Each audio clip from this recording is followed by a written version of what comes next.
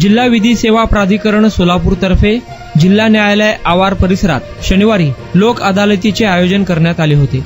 जिल्हा विधी सेवा प्राधिकरणाचे अध्यक्ष तथा प्रमुख जिल्हा न्यायाधीश सलमान आझमी तसेच न्यायाधीश जिल्हा विधी सेवा प्राधिकरणाचे सचिव उमेश देवर्षी यांच्या प्रमुख उपस्थितीत सोलापूरच्या जिल्हा न्यायालय आवारात लोक अदालत कार्यक्रम यशस्वीपणे पार पडला। या लोक अदालतीमध्ये 57,012 प्रलंबित प्रकरणे व 65,894 दाखलपूर्व प्रकरणे असे एकूण 1,22,906 प्रकरणे तडजोडीसाठी ठेवण्यात आली होती। त्यापैकी 7,087 प्रलंबित प्रकरणात तडजोड झाली व 4,326 दाखलपूर्व प्रकरणे असे एकूण 11,413 प्रकरणात आपापसात तडजोडीने निकाली काढण्यात आली। या लोक अदालतीमध्ये 114,45,62,834 एवढ्या रकमेची तडजोडी करण्यात आली।